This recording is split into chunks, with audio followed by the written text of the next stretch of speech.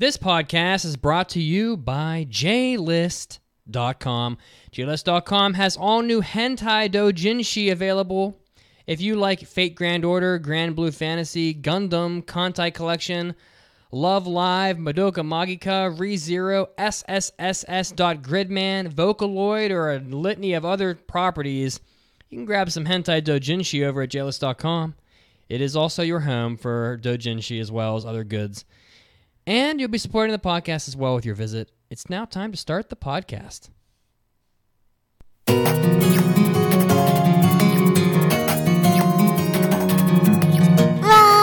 てくれてありがとう You're listening to the Anime Addicts Anonymous Podcast. Take your anime addiction to the next level at AAAPodcast.com/join.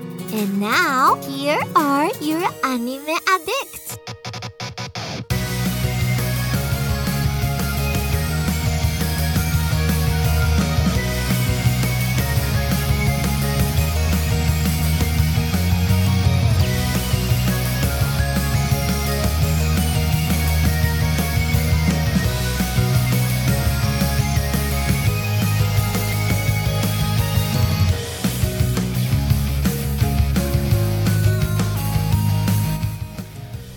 Welcome to the 459th episode of the Anime Addicts Anonymous podcast, where our sole mission is to make your anime addiction worse. That's right. Worser. Worser. More worse. Even the most worse. More worse. Worsesto. And to all of you, Worsetroness. wherever you're listening from, thank you for tuning in today. We have a jam-packed episode for you, as we always do.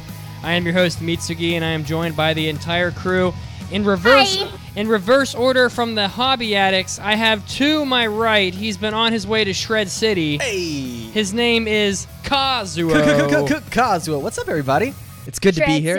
Shred City. I am taking Shred a... City. Shred City. I'm on a one one-way... fine day in the shredding city. Okay. Well... I like it. I'm on a one-way tricycle to Shred City. That's right, baby. One-way tricycle. We also have the very handsome Enzo from New York City. What are you doing, my brother? Hello, I'm currently once again a burrito, but I'm also on the road to Shred City, baby. Interesting. Incoming hot me for the summer. Oh my God. Damn. And we also have the wonderful, the waifu of probably half the audience.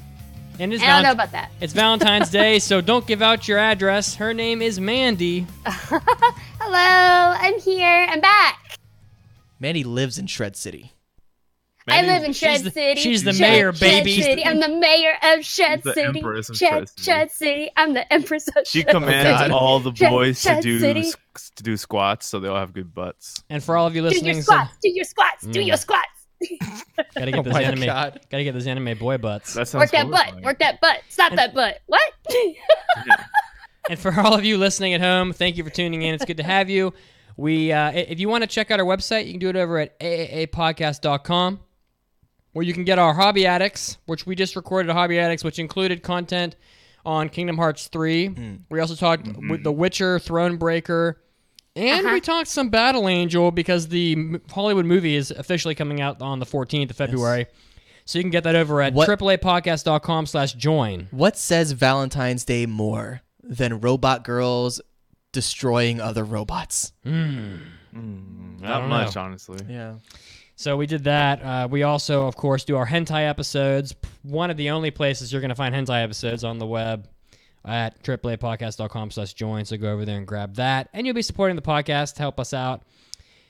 And, of course, we're also on Facebook, facebook.com/group/AAAPodcast. Icy Rose has been really hard at work. He's been putting lots of effort into the social media. So big thanks to Icy Rose.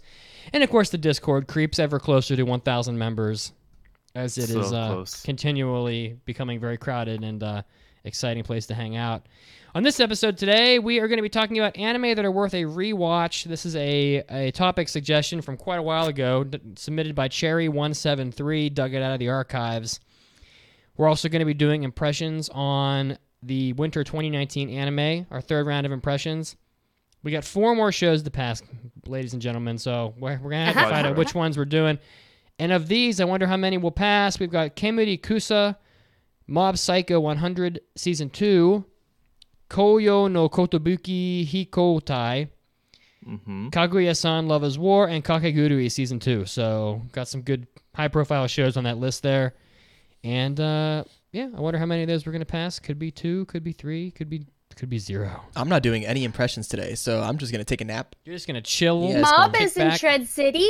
Mob is in Shred City. Mob is always in Shred City. Yes, dude. And on that note, I think it's time to get the party started. おー、大ニュースです。It's time for big news of the week. All right, so the first trailer for Vinland Saga dropped. Yeah. And it's pretty much the most hyped trailer I've seen since I watched the initial trailer for Attack on Titan. I'm And excited. it features ridiculously good animation, Vikings fighting on warships, ships that are like riding giant tsunami-sized waves and like storms at sea, tons of gore and violence, manly men, shiny weapons, dudes that are screaming, and just You want to know why general, I'm in such a good mood? You know why now. just general epic badassery, which I don't. Yeah. This is one of those trailers where when you watch it, you're just like, I don't know how this show won't be freaking incredible, and I don't know. You know, I didn't know much Yeah. about Vinland Saga So before this trailer, but it's like it really is Yeah. incredible. I was have so a excited resident after- expert. Yeah. Go ahead, man. I was so excited after watching that trailer that I went and reread like 6 volumes.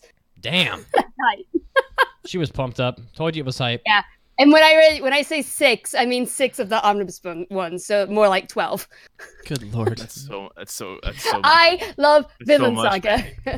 The synopsis from Kodansha: Thorfinn is the son of one of the Vikings' greatest warriors, but when his father is killed in battle by a mercenary leader, Askeladd, he swears to have his revenge. Thorfinn joins Askeladd's band in order to challenge him to a duel and ends up caught in the middle of a war for the crown of England. From the creator of the classic Planetes manga comes the epic, highly anticipated tale. Damn, that's a pretty good synopsis. Yeah, it's loosely, I say very loosely, based on the actual tales of Vinland Saga, which were Icelandic tales from like the I think they were wrote in the 1300s, but it actually takes place in like 1020, I believe.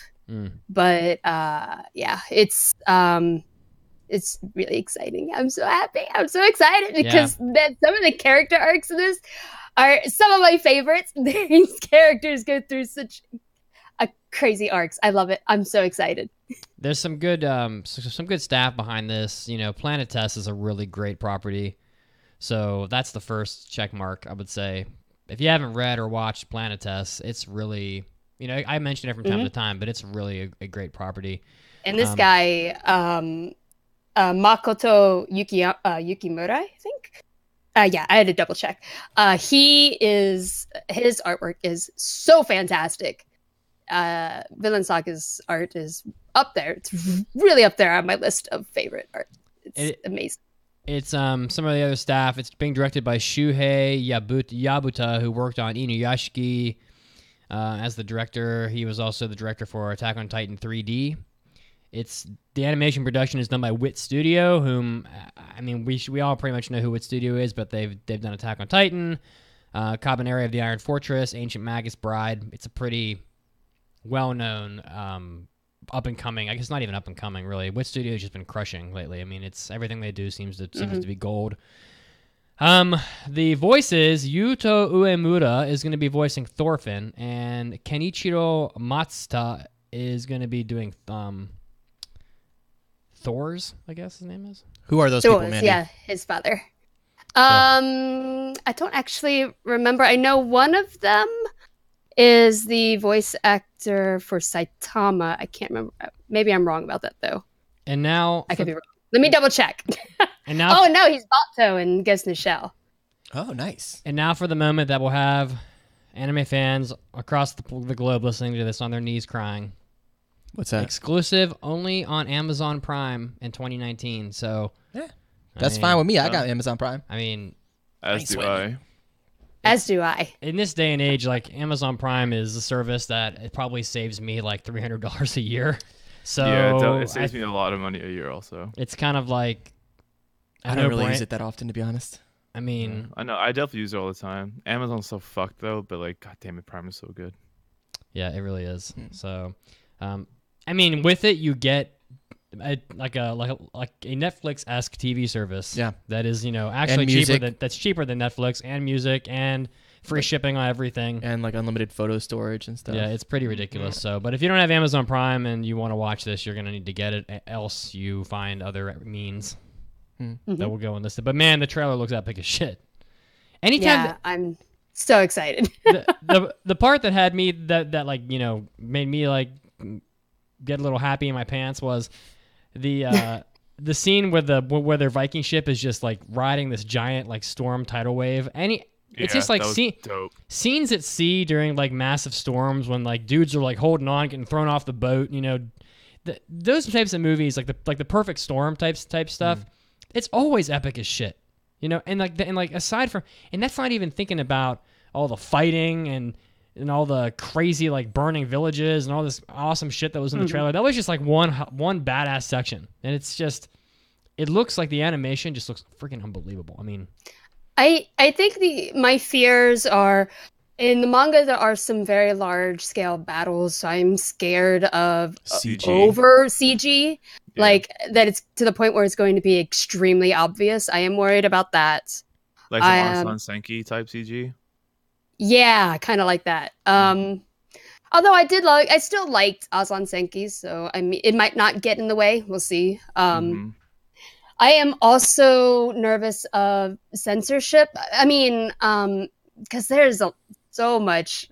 A lot of the battle scenes are very graphic in the manga, and I'm sure it's going to be censored. They're Vikings. Curious how that's going to change. It should be graphic as shit. They're Vikings. Yeah. It's this is like Beowulf type shit. So, although I will say there is a lot of political intrigue in it as well, because that's probably why I'm gonna like it for sure. Oh, Prince Canute, wait for that character arc. I love him. Better political intrigue show with battles: Game of Thrones season 8 or Vinland Saga. We'll see. We will see. Game of Thrones is. I just have this bad feeling about Game of Thrones season 8. Yeah. I'm curious how it's gonna end. Hopefully, it doesn't end the way that season 7 was going on. Anyway, that's a side, but it's awesome. It's hype as shit. I mean, I guess we don't know when it's coming out. I like maybe not fall. Now, a while. Yeah. I believe fall is when they planned it, but I can't find anything concrete on Mao, which is where I was looking. I think I can't find it anywhere. It seems weird to be dropping trailers like 8 months in advance, but I don't know. Whatever. I don't know what their train of thought is, but anyway, shall we move on? Yeah. Yes. 皆さんおめでとうございます Join us in Enzo Senpai's Notice Me corner. You know him, you love him, he's naked. It's Enzo. You're naked? I'm naked under my burrito. Under his clothes. That counts. Naked obviously. burrito. Naked burrito. But yeah. Well, hello, fam. This is Enzo Senpai's Notice Me corner, where you guys can write to me or the rest of the hosts to tell us about an accomplishment you've recently gotten through that we can celebrate with you. This one comes from Danye East, and they say, AAAPodcast, I'm graduating this week with a degree in accounting and management. Also, I live in Anchorage, Alaska, and survived the 7.0 earthquake. I love you guys, and take me to Japan. No. Well, congratulations on getting a degree in accounting and management. I also have a degree in accounting. I have a master's in tax, too, which I recommend if you want to pursue that career full-time. If you have any questions, like, we should talk. Ask me questions. I work for a company you probably know. Maybe we can help you out. Do they have a branch in Anchorage, Alaska? They probably do have a branch anywhere in the world. That's a good point. They're a global monster. Wow, 7.0 earthquake. That's got to be that's insane. Sphincter tightening for sure, to say the least. I would say, yeah. So, what's this little note you got here? Oh, well, I mean, the Japan trip I think will happen, assuming the podcast is still around during the 2020 Olympics. Or that I have money. Yes. We haven't made a move on it yet because it's still too early to do most of this stuff. Like they don't have tickets available yet that I'm aware of. Actually, you know what? Let me go check jtbusa.com right now, live on the podcast. Right now? JTBUSA.com. JTBUSA.com? We're not sponsored. They are selling. Warning. They are selling tickets to the World Cup of Soccer, Oh, Nice. to the Ghibli when is Museum, that? Rail What year is Pass. that? There's clearly no Olympics yet. So I think they got tired of me calling and harassing them nice. about the tickets. So they're not available yet. So we can't really. But I would say keep your eyes peeled sometime in the summer because it is a pretty lengthy like application process for us because there's going to be like 150 people are going to want to go and we're only going to take like 8 of you probably at most. And we have to make sure you're not like axe murderers or anything like that. Yeah, so there's a we have a lower acceptance rate for this than like Harvard. So we're gonna do all that, and then and then you're gonna want to buy your tickets for the flights like well in advance, and we're gonna be buying tickets for the Olympics well and like even further in advance probably. So I would say that sometime this summer, if we do it, it's gonna happen. The process will begin then. So. And no, writing the mailbag asking us to take you to Japan does not improve your chances because we evaluate everybody anonymously. So, But there's no congrats on favoritism. graduating. Yeah, congrats on That's graduating. Congratulations. We love you. Yeah. That's awesome. I know how hard the degree is. It's not easy, even though people think it's just math. It's not math. It's a lot of theory. Congratulations. And staying awake in class. And Yes, and staying in now class. let's move on. It's time for hot new anime releases. We got a couple pretty high-profile ones this time. The Ni no Kuni game franchise is getting an anime film. Oh, wow. Yeah, That's crazy. and It's by Studio Ghibli? it That has might be beautiful as hell. It is Oh not my by God. Studio Ghibli, but it has some Studio Ghibli associations. So, of course, Ni no Kuni is a video game series that was done by Level 5, which is a pretty well-known RPG-type company that's Japanese, and they had collaboration from Studio Ghibli for the first Ni no Kuni game. And the second Ni no Kuni game did not have Studio Ghibli's involvement, but it was a really solid RPG that I enjoyed quite a lot. Interesting. The movie is going to be premiering in Japanese theaters in the summer. The synopsis is high schooler Yu and his friend Haru get involved in a case involving his childhood friend Kotona, which forces them to go back and forth between another world that is different but is somewhat similar to their own, Ni no Kuni. The real world in Ni no Kuni, when Kotona's life is in danger, what's the ultimate choice the three of them have to make in Ni no Kuni? I don't know if this is going to be like a direct adaptation of the game, but it Doesn't does. sound like it. That's It doesn't. It doesn't. Mm-mm. No. Now the director is Yoshiyuki Momose, who directed. He has done a lot of work at Studio Ghibli. He did a lot. He was involved really heavily in The Cat Returns. He's directed a lot of the. He did the Ghiblis. He directed that, and he's been like involved in probably half a dozen to a dozen Ghibli works, just in different roles like key animation and stuff like that. So he's definitely Ghibli staff, and Joe Hisaishi is going to be doing the music. So he's definitely Ghibli staff. Well, he's not. I think he's contracted, but he's Joe Hisaishi has done the music for every Miyazaki movie ever. So the music's going to be incredible, and hopefully it'll have like some art direction that'll feel like a little bit Ghibli-esque because of the directing. And the studio is Studio OLM. So I don't know them. I'm not sure what they've done, but OLM. I gotta look them up. but Ni no Kuni is just like a really fun property. So it's gonna make a great. Is he gonna capture monsters and then battle them? Yeah. I hope so. So, have you guys? How many of you have played the Ni no Kuni games? I played the first one. I have played them. I had never finished one though because they take correct. forever. Yeah, they're really Yep, long. I didn't have that kind of time. So OLM. Wait, hold on. OLM is a producer. They worked on Berserk, the original Berserk, apparently. Wow. Oh, good. I was gonna say. A bunch of games, some visual novels. Oh, go on. Mostly games. It looks like Pokemon games. Inazuma 11. Yeah, but these are all games. Okay. Yeah. Oh, they worked on Pokemon. Did you say Pokemon? I'm Yeah, sorry. well, Pocket games Monsters? though. Oh. They worked on They did Pokemon Origin. All right. Pocket So Monsters. that's cool. Interesting. Why is it showing up as a game? That's so weird. I don't know. It is the anime. We have another entry here for the segment, and Hollywood is taking another crack at adapting a game/anime. What is it this time? Okay. Hollywood I see. is adapting is making a Monster Hunter film Why? that is going to open in theaters on September 4th, 2020. I remember this rumor a long time ago, and I thought it was a joke. I don't like it. The thing is, like the monsters in Monster Hunter are so Hold up. wild. Hold up. Wait. Tony Jaa is in it. Tony Jaa. Whoa, what? Yep, I'm Tony in. Jaa. Tony Jaa. Hell yeah. From Ong Bak. He's gonna be doing some Muay Thai. My dude. He's gonna split your skull open with an elbow drop.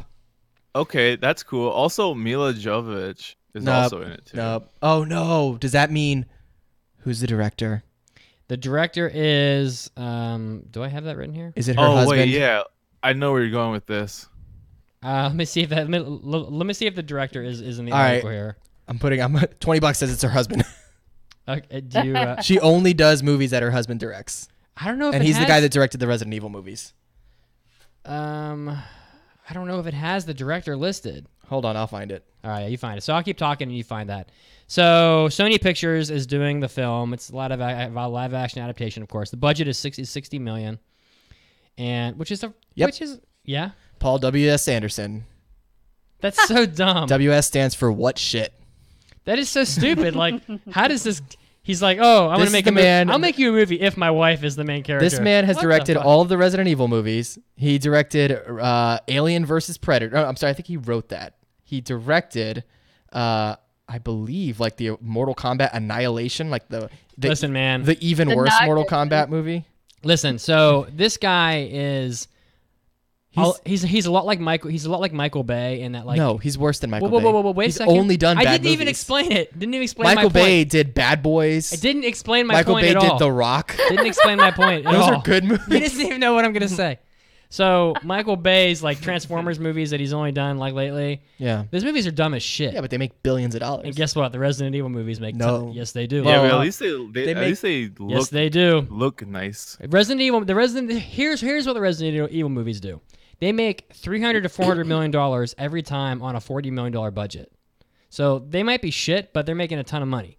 This movie is probably not going to make that much money, but hey, they did it with Resident Evil and it had just as much of a chance to fail as this one does. So it'll be a terrible movie that might be financially successful. The story, behind our world, there is another. A world of dangerous and powerful monsters that rule their domain with deadly force. When Lieutenant Artemis, or Mila Jovovich, and her loyal soldiers are transported from our world to the new world, the unflappable lieutenant receives the shock of her life. In her desperate battle for survival against enormous enemies, with incredible powers and unstoppable revolting attacks, Artemis will team up with a mysterious man, who I assume is Tony Jaa, who has found a way to fight back, which is a giant sword and hunter gear. Oh my God. See, here's the problem. We don't need a Monster Hunter movie. What we need is a Monster Rancher movie. Oh, like What a is real going like on? live action God. bust. Oh, Yes, man. a lot. my Super God. creepy Suezo live action Oh my version. God. Could you imagine? Oh my God. I Yes, see- CG has to be super CG, like the Pokemon movie that's coming out. No, I'm thinking all like puppets, like old Oh, school, like okay. old You school mean like Star a Wars. guy in a Suezo suit? Yes. Yes. What the fuck? And Tiger is just a wolf with like a horn Yeah. strapped to its head. Exactly. Icy Rose has weighed in here on the end bottom. He says he says that it looks really terrible. And Yeah, this is and coming. that's a heavy hitting comment because Ice Heroes is like a high ranked monster Oh, hunter he player. finished. Hold it. up. Icy Who would Rose play maxed. Pixie? Icy Rose maxed out. He's got like 800 hours on Monster yeah, Hunter World. yeah, but I'm talking about like world ranking wise, he's like pretty up there. So like him thinking this is bad is like unfortunate because that's like he's the person you market this movie to, right? Pretty So, much. Damn. Yeah. So if What but I bet you Icy Rose is actress? gonna go see it. What actress would play Pixie? I have to know. Pixie? Yeah. Oh, that's a good question. I feel like It did me. I don't would I play don't know Pixie. why, but Jennifer Lawrence popped into my head. That's a terrible idea. What about who was the lady that played Rain in that awful Blood Rain movie? Oh my god! That's She a- looks All like right. she'd be All a right, good all right. Pixie. Back on topic. All right, so Yeah. that movie looks terrible. So, but you know what? Probably at least one of us will go see it. I don't know who that'll be, but someone will see it. I'd probably go for the lulz, 2vh. Would there be Palicos? Are there going to be palicos? I don't know. If Please. is Mila Jovovich going to look smoking hot like she always does, Oh, then yeah, yeah, of I'll course. probably go see it. So, Oh, okay. all right. So the trivia this week, we're still rolling through our round of Ghibli foods, which is where I show you a photo of a Ghibli movie that just has the foods in it, and you have to guess based on the food. This week was pretty easy. It was Spirited Away was the answer, and we had a lot of correct answers, but the winner for the week is Kyojin13. Hey, congrats. we are That now dude's on the Discord all the time. Yeah, that's right. This final upcoming week is going to be the last round for this one, so we'll have a winner next week for you. So head over to the website AAAPodcast.com, scroll down a bit, you can play trivia, and we'll give out a prize to the winner. So, all right. Well, we have made our way to the portion of the show where we do the in-show trivia questions. So who wants to roll this baby out? Yeah, I can do it. So we're about to go on a news break, but before we do, we're going to give you a question to answer and contemplate while we're on the break. I was Question feeling some is- Shin-chan this time. Therefore, the question is, how many Shin-chan films are there? Can you guess within 5 films? Let us know. It was kind of unreasonable to expect anybody to know the exact number. So, if you can get it within 5, you would probably do at least as well as my mother. That's great. And when we come back, we're going to have Mandy's Manga Minute, and we're going to be talking anime that are worth a rewatch. This is suggested by Chery173. So don't go anywhere, and we're going to be back in a minute.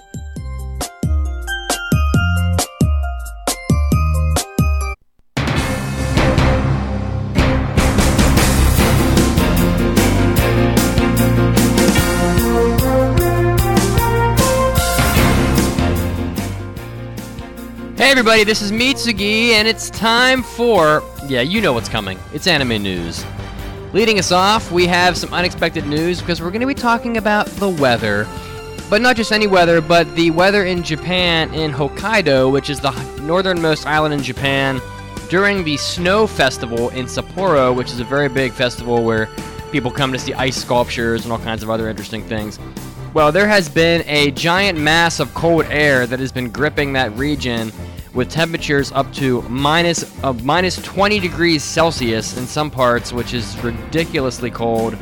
So it looks like the agency for weather said that a cold air mass with temperatures that could actually even reach up to minus 24.4 degrees, the lowest seen in the region since 1957, which is so ridiculous. People are out there freezing to death looking at ice sculptures, and 74 train services have suspended activity because the region is so paralyzed with cold during such an event, which is a little bit unfortunate for Japan. Next up, we're going to be running through some anime adaptation news. It looks like Kanata no Astra, which is otherwise known as Astra Lost in Space, is going to be getting a TV adaptation. So this is a pretty exciting action science fiction sort of story. The story was going to be premiering in 2019 by director Masaomi Ando and Studio Lerche. The synopsis is that in the year 2061, when space travel is now possible and commercially viable, there are students from a high school that are going on their quote-unquote planet camp trip. But soon after Group B5 arrived at their planetary campsite, a mysterious and unforeseen light wraps them and warps them and their 9 members 5,000 light years away from their home planet. With the discovery of an old unmanned spaceship nearby, the students have to stay strong, use their limited resources, and find a way to survive and get home on this abandoned planet. So definitely sort of an interesting little premise, something that we don't always get from anime. So I'm actually going to look out for that one when that one comes out later this year. And of course, more news. Katsute Kamidata Kemono Tachie, otherwise known as To the Abandoned Sacred Beasts, is going to be getting an adaptation in 2019. During the Civil War, the North, desperate to defeat the South, utilized forbidden magic that turned their soldiers into monstrous beings known as incarnates. In exchange for their humanity, they were granted immense power to defeat the foes. But though their lands were saved, some grew to fear the incarnates in the aftermath of the war, causing them to be shunned and some even killed. Years later, in a town in the middle of nowhere, a girl, Nancy, has found her target, the man responsible for killing her incarnate father. The director is Jun Shishido, who worked on Hajime Ippo New Challenger, and series composition is by Shigeru Murakoshi, who worked on Zombieland Saga. So there's definitely some pretty good names here. And also, of course, Studio Mappa is going to be doing this anime, which is a pretty hot anime studio these days because it does lots of things people seem to be liking. So look out for To the Abandoned Sacred Beasts coming out sometime in 2019. And wrapping us up this time, there is an exhibit going to be launched in Tokyo for the works of director and designer Shoji Kawamori, who is most famous for the work for working on Macross, pretty much the father of Macross, you can probably say. And it looks like there is an art gallery, Gallery Aamo in Tokyo, is going to be showing an exhibit from late May to late June. It's going to be celebrating Kawamori's 40 years in the industry, and is going to be displaying works from his entire career, and also production materials and designs from animes. So if you're a fan of Super Dimension Fortress Macross or any of the other properties from the Macross franchise, and you're going to be having an opportunity to go to Japan at any point this summer, from late May to late June, you're going to be able to see a pretty cool exhibit of Shoji Kawamori's works in Tokyo. This is Mitsuki, and this was your anime news break. Now getting right back to the podcast right now.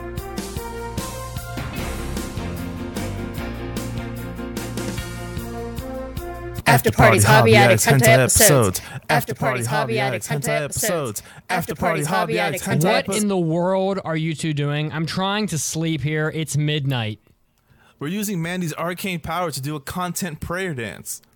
Yeah, we're hoping the content gods bless us with thrilling entertainment for the fans. Content prayer dance. You know, there's a much easier way to make better content. How about starting with studying our vast archive of additional content on AAAPodcast.com? Oh, I already have. I mean, it's only $7 a month for almost 8 additional episodes every month. That's less than $1 per extra episode and super easy to get to. Just gotta type aapodcast.com/join to become a member. You went through the whole archive? It's hundreds of hours. Well, Senpai, anything's possible. If you believe. I think I'll just leave you two alone. Hey, is he gone yet? Yeah, ready. Yeah. After Parties Hobby Addicts Hentai episodes. After Parties Hobby Addicts Hentai episodes. この番組は J-list.com の提供でお送りします。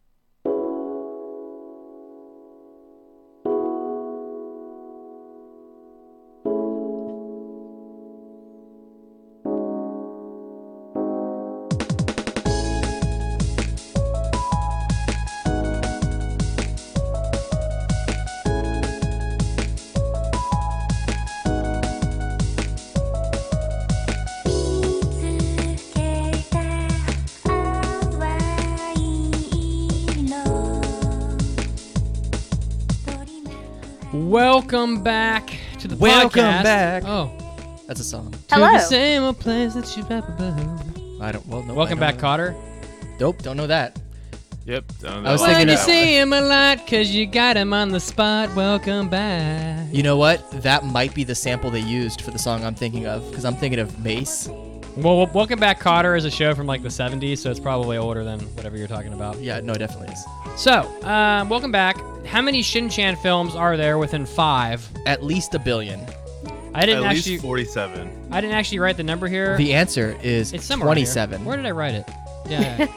Where did I put that? Directly right there. under the You question. literally put it right under the question you put. It's there. not showing up on my screen though. Look, Maybe it's like not colored in. 27 is the I answer. see it. 27, and that movie isn't out yet. What's the release date? The release date is April 19th, 2019, and the movie will be called Crayon Shin-Chan Honeymoon Hurricane: The Last Hiroshi, or The Lost So Hiroshi, really it's 26. Well, Not out yet. unless you go into the future. Oh. so many Yeah, how about movies. that? How about that, Mandy? The next I trivia, forgot about time The machines, future. bananas, banana time machines. the next trivia question will also involve Shin-Chan, but it's going to be a little of a special, a little extra effort. Is it going to be how do you become a man? Or no, wait. That's simple. What, you, what, just have, what- you must have honor and a penis. Yes, that's true. That's all you The need. 2 prerequisites. That's right. You must have be a honor, man. honor, and a penis. Mhm. But for now, we have Mandy's Manga Minute. Are you ready to roll? Hello. Yeah, I'm ready. Let's do it. Get hyped. And now, let's take a minute for the manga minute with Mandy. Are you ready to get this shit rolling? Oh, brother! All right. This is Murder's Manga Minute. Oh my God. I take a minute to tell you about manga so you got something new to read. Oh my god.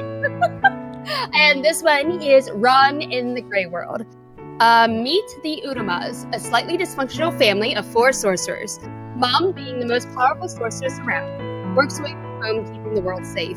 Dad picks up the slack and takes care of the family, except when he's out, which is when the older brother Jin finds himself in the unenviable position of keeping tabs on his sister Ron. And Ron, the youngest, is a willful young girl with too much power and too little wisdom. Let's take a look at Ron's everyday misadventures, shall we? Ron in the Grey World is a fantasy seinen series written and illustrated by Aki Irie. The series is finished in Japan with 7 volumes, but we currently only have volume 1 available in English. The English publishing is done by Viz Media, and I've only read the only volume that we have available here. It's a really hard series for me to recommend to everyone, because I think the first thing that really stands out is the art. It has a very unique style to it, with a lot of glowing lines. There's a lot of curls in a lot of the hair, and it lends itself to the overall magical feeling of the manga. And the story is about a young girl, Ron, who has these magical sneakers, and when she puts them on, she magically transforms into an adult woman. And with this, she's able to explore the world as an adult. Although her appearance has changed, she still very much has the mind of a child. And this leads to some very potential issues where I think a lot of the magic and the charm in the manga is it's very interesting, and we get to see this child who thinks that being adult is this great thing, and maybe finding out it's not as great as it may seem. Maybe you should take Hell no, time it's not. and enjoy your childhood days, right? But the issue is, as she's an adult, there is, in her adult form, there's a man who's taken an interest in her, which is really awkward for me. So, I don't know, maybe they'll solve that whole issue in the second volume, which I have not read yet. And if they do, I think it could be interesting also to see a man's, views change when he gets, the child viewpoint. But he could take it more seriously when an adult is saying these things. So it is an interesting story. I don't know if I'll continue it. I might read the next volume and then go there. But if you're interested in a coming of age story with a magical twist to it, maybe check this out. I could probably recommend it to fans of the Ancient Magus Bride. So yeah, that is Ron in the Grey World. Cool. Well, thanks, Mandy. No problem. Thank you, Mandy. Yeah, you were hyped for that. Yeah. Oh, it's so hard. So extreme. It's so extreme. Oh, she was extreme so edge. manga medic. I'm at your face. And Mandy comes off the turnbuckle with a manga slam. By God! She hits it with the elbow. Oh my God. By God! Somebody get in there and stop this woman. Oh my God. I'll slap him with the back of the She's ripping his ears off. All right. Oh, Enough of that. yeah, we got. Oh, we got, man, yeah, we got. Can we What are we just doing? play that music while we just have pro wrestling, pro manga wrestling? Yes. All right. Obviously. So we had a topic here. So Chery173 wrote like 1,000 years ago as a topic question in our mailbags. If you go to the mailbag section of the website, you can also submit topic requests, and that's where this came from. And this was our top pick. What's that? This topic was our our top pick. top pick. Oh, good lord. As an older, I gotcha. So Chery173 wrote, as an older anime fan, I don't have time to watch many shows, full-time job, etc., much less rewatch any shows. I used to love rewatching shows when I was younger, and it really maximized the enjoyment I got from those series. For example, Escaflowne had really high rewatch value back in the day, as did DBZ. So here's my topic. What are some anime, recent or otherwise, that have high rewatch value, even for people with little time? Which anime will give additional enjoyment when rewatched and are worth making time for even as an old person? Thanks for considering my topic and making my anime addiction worse. Solid question. That's right. Yeah, super solid question. You know, as you get older and you have responsibilities and a job and all that stuff, you only have time for X amount of, hobbies, unless you're Mandy. And then Unless you're me and you do live in them all. you live in a time warp. You make it happen somehow. I live in time warp, baby. Time warp, baby. Yeah, Oh my God. I'm warping right now. So, I have a little list here, and I think we'll just kind of rotate around. Sure. But the first one on my list is Higurashi no Nakukoro ni, and the reason for that is Higurashi's the entire storyline of Higurashi takes place in the second season of that show. And when I say that, I mean that like the first season, people watch and remember because it was just loaded with crazy violence and shock value and things that you'd never seen before in anime back then. You were like, oh my God, like how is this happening on TV? Like a girl getting her nails ripped out. Ugh. And a kid, clawing his throat out. My soul. A boy claws his throat out in a phone booth and stuff like that. It's brutal. Yeah. But you don't really get what's going on in the show, really, because they reveal the entire plot line in the second season. And a lot of people didn't even get to the second season of Higurashi, which is really a shame because it's actually a really interesting story. But if you watch the second season of the show, I presume you've seen the first season as well at that point. It's not a bad idea to go back and rewatch the first season again because you actually you'll be watching the stuff that happened in season 1 with the correct context, and you're gonna say, okay, wow, this thing that made no sense to me before at all, now suddenly I get it. Like it wasn't really like, what do they say? Like the people in the town are being killed because of like a gas line accident or whatever. It's like if you go and you rewatch it, you'll realize it wasn't a gas line accident and things that like you didn't really get before. You're like, oh, all this whole story makes sense now, and it really will make the first season a far more of an enjoyable watch because you're going to be wiser. So that's my first pick. And besides Higurashi, you don't hear about it anymore, but like it is actually a pretty solid anime. So it gets made fun of a lot because like little girls are like killing each other and stuff. But yeah, I always wondered if it was the art that turns people off of it. It's not great, but yeah. But I feel like art. I feel like art's something that like is probably the biggest like a catalyst to turning people away from a show because it's like the first, it's like the easiest thing to judge on, right? Like if you know nothing about the show but you look at it, like if you don't like what you see, then you're out. And it's hard to pay attention when you hate when you look, right. Especially in a visual medium. I mean, yeah. And to the surprise of a lot of people, Higurashi no Nanaku Koroni is a time travel anime. So yeah. People would never really guess that based on the first season. So it's about time travel. So, all right. So that's my first pick. I'm not gonna like sit here and go through like all 8 or 9 that I wrote down, and we're just gonna kind of jump around. So someone else jump. Totally. Okay. So my whole list ended up being very personal to me. So this probably won't apply to everyone. My first one was actually Cromartie High School because Love it. Do it. Let's watch it right now. Yeah, shortly after I graduated from high school, my best friend, who is now living in Florida, Aw, I didn't know we were best friends.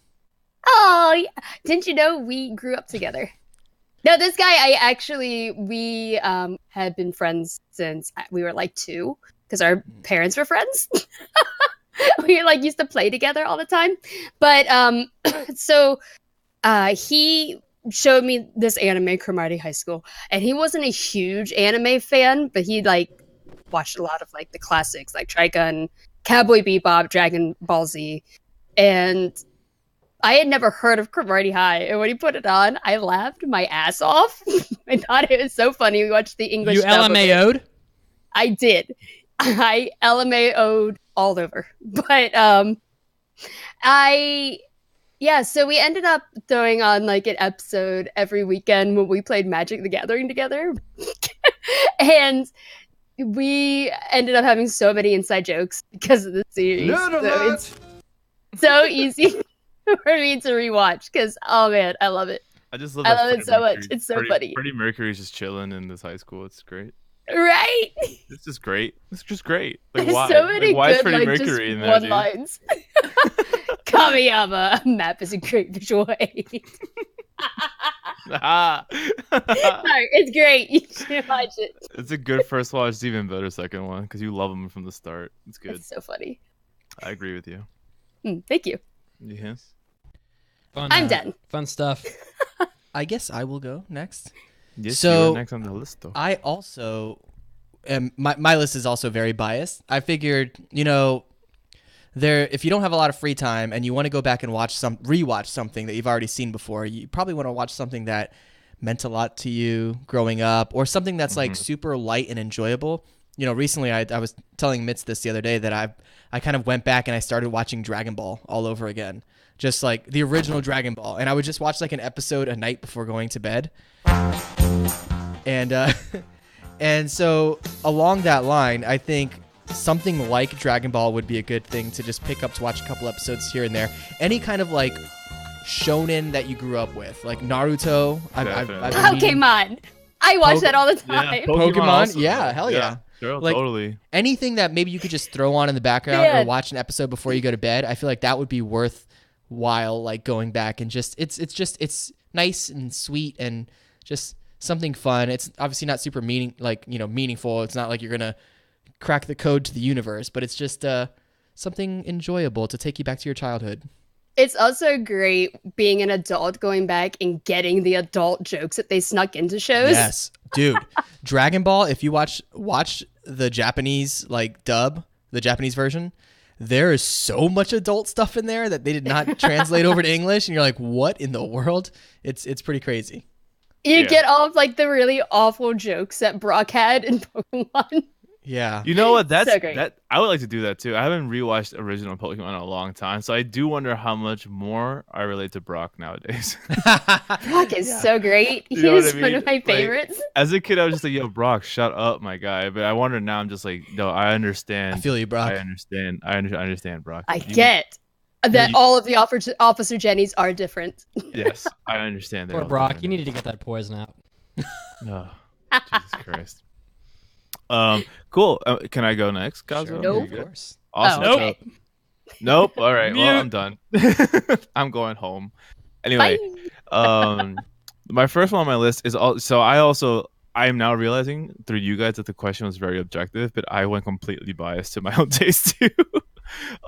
My first pick is Steins Gate, and the reason for Steins Gate, this one is not because I agree that rewatching something is probably easiest when it's something comfy and just enjoy and like lighthearted and enjoyable.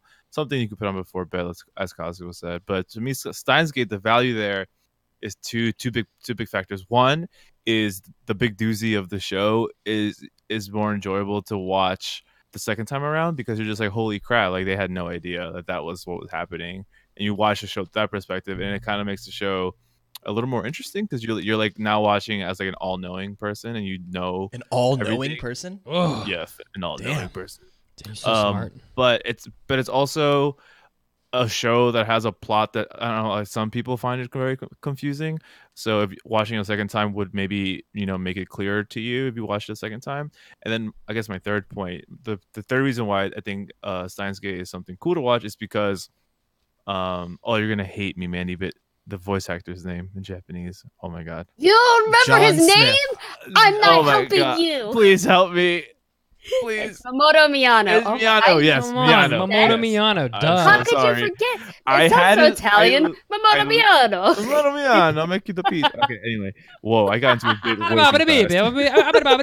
fast. We're all getting into bits way too fast today. Am I the only person here who's actually Italian?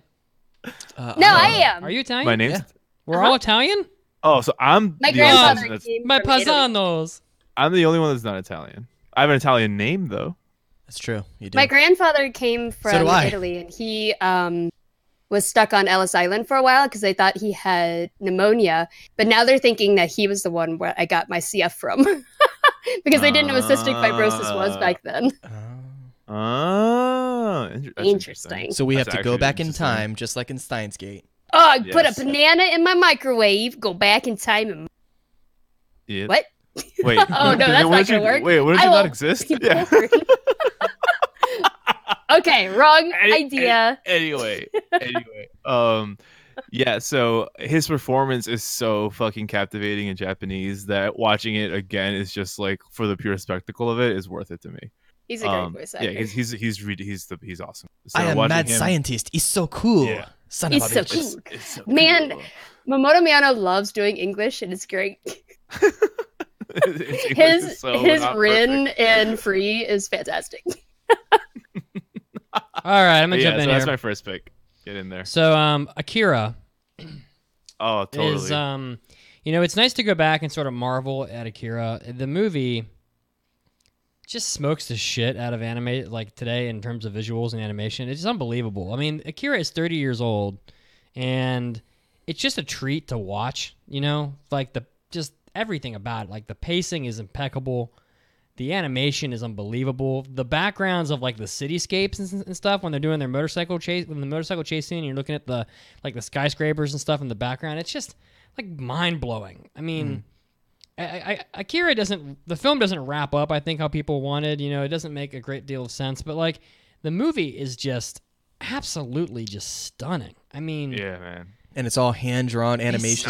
Not only does it hold up, but it beats out a lot of shit that comes out. Oh my nowadays. god, dude! Yeah, it's just awesome. crazy. I mean, it's no wonder that the motorcycle slide that Kaneda does has been in like 50 things.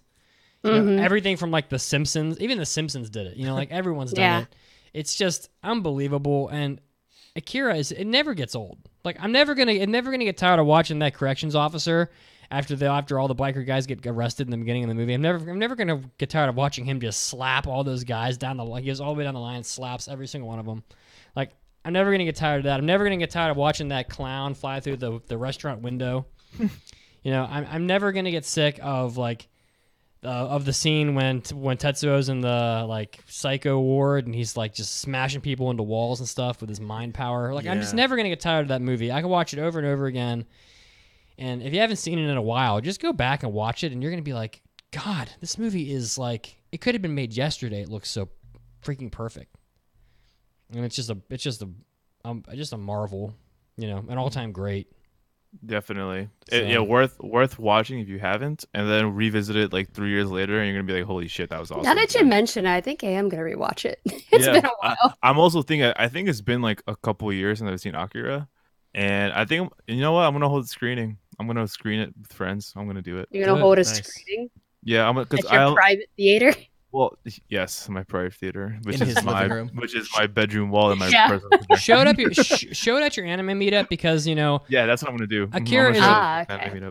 the anime fandom. We've talked about how frequently it turns over, and a lot of people I honestly believe haven't seen Akira. You know, it's Hey, so probably old. not. So Newer fans probably not. and like people are gonna be like, holy shit! Like this. I think it movie holds is up pretty well, It too. holds Oh up my super god! well.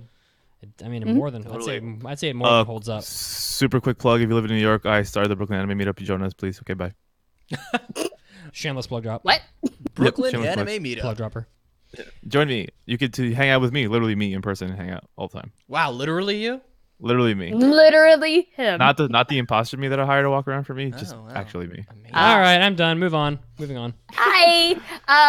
So my next one is very personal again, and I actually saw that Icy put it on his list too. And that is Dorarara, and Oh, that's yeah. because it was the anime that my sister and I bonded over. She originally came to me and said she was interested in starting anime, and she didn't know what to watch. The only thing she had seen at that time was Sword Art Online. So I judged from her personality. I was like, I haven't started watching Dorarara yet. I watched a couple episodes, but I think this is something that you might be interested in. So we ended up watching it together, and we bonded over it because she ended up falling in love with it. It is funny because my favorite character is Shizuo, and her favorite was Izaya. So Nice. I was like, this is like classic sisters. But yeah, I think it's also just worth a rewatch because there are so many characters in it, and all of their stories overlap and come together. And I think it's interesting rewatching the series to kind of piece it back together. And I love doing that with stuff. Yeah, that's a good pick. I agree that a large cast, because you know like we there's no way we attach ourselves to literally all the characters. Well, actually that's not true because in Haikyuu I love them all, but it's hard to the first time around. So if you watch it again, you're gonna like because you already love the ones you love, you might love someone else. Mhm. That's good. Totally. All right. So next up on my list, I'm going to. So this isn't a particular anime. It's a catalog of anime. What I would recommend going back and watching, which is something I've actually done, is take a director that you really love, and Makoto Shinkai. or a Mamoru Hosoda, Damn. or a Miyazaki, and go back and just like watch all of their films. It's easier with film, but you know, obviously you can do it with shows, but that's gonna take forever. And just go watch their catalog like in chronological order. So like I started doing that. Like I went back and started watching Mamoru Hosoda's movies in chronological order, and it's cool. Like one, it's not that hard to do because it's just a movie, so it's like an hour and a half. And you could even like break it out and watch like a half an hour a day or something like that. But to see like the growth of a director over time and to like see how their style develops, for me as someone who like I'm a big fan of anime, but even before that I was a fan of just like cinema and like the creative process behind like movies and directors and all that other stuff. So for somebody like me, it's a lot of fun to go back and just to see how their skill and in their storytelling abilities develop over time. And actually, it might be something that I do for Hobby Addicts is just like each week talk about a different movie in a director's catalog. So that might be something fun to do. Could be. Yeah. I tried doing that with Yuasa, but man, there's some of his stuff is really hard to find. Yeah, he's hyper indie sometimes. Yeah. But yeah, so Well, I guess I think all of Mamoru Hosoda's movies are on Funimation. I think so. I like a huge chunk of it at Yeah. least. Like at least like the last ones from like his most recent ones are all definitely on there. I think it goes all the way back. I think they have everything, including the Digimon movie. So I would love to watch that again. Cosmo. yes. 5-1 odds. I'll give you 5-1 odds Okay. on Beck being on Enzo's list. I mean, no, I'm not taking that bet because Damn it. I feel like it's a sure thing. Well, then if it's a sure thing, you should bet on it. Wait, hold on. I'm giving you 5-1 odds. Oh, I mean, we have the list right here. Like, you could and just also look at- Enzo's haven't- listening. I- He You can. just He can look. Oh, I haven't looked at it. But if he really hates you, he could change it. yeah. Does Enzo have a list on here? Yeah, I do. Kind of. I don't It's see there. Oh, it's It's there. a very right there. typical Enzo list. It's right there. it. It's I don't right see there. it. I'm It's not highlighting. even past it. bold. I'm highlighting it right now. You passed it, Mitz. It's I don't- right there. Look at Literally that. right there. Oh, that tiny Oh, little, well, that was even harder to read. Oh my God, what have you For done? those listening, he Nope, made it I'm all sorry. yellow. that tiny little that one line. Okay. This right there. That's me. Yeah. All right. Okay. So my next one, as Mitsuki already saw, I don't have Beck on here. And Oh, I'll damn. explain why. Because he So hates Beck. Because You hate the Beck? worst. It's the worst show. He of all time. hates Beck. It's my his God. least favorite ever. Ugh, like guitars, whack. Who Drums, needs those? whack. Music, whack. Who needs music? Who needs any of that, huh? No, not me. Who are you? Any- Well, what did you do? JoJo, watch What did you- JoJo. what did you do If with I ever, Enzo? if I ever mean that in my life, please smack the fuck out of me. Thank you. Okay. Anyway, I don't have Beck on here because Beck is too slow. It's too slow. It's 25 episodes. About 13 of those episodes are straight up hardcore slice of life, and even to the point where like me, who loves that show more than anything ever, sometimes is a little bored. Like on a bad day, I'm just like, Whoa. I cannot possibly watch this episode right now. So like, What are we hearing? yeah, it's the objective. I've gone past the nostalgic lens for Beck. I know Beck in and out. I know what I like about it. I know what I don't like about it. That's what it is. Like, I've rewatched it like 30 fucking All times. right, But that's okay. me. I don't expect anyone to rewatch Beck that much or ever. But it's great. It is a great show. It is like my favorite show between like three others. But it's like always up there. Anyway, But what's actually What? on your list? what's actually on my list is a different music one that I think is very rewatchable, and that's Kids on the Slope. I think Kids on the Slope is very rewatchable because it has a very refreshing kind of vibe to it as it takes place on the countryside of Japan, and that's always something I like watching because the characters tend to be more, I don't know, more relaxed, not like Tokyo crazy. They're just like countryside, like chill. And also the music performances are masterfully done, and I like every time I watch one of those scenes, I feel like I'm watching it for the first time. So I think it's totally worth rewatching if you want to. Cool.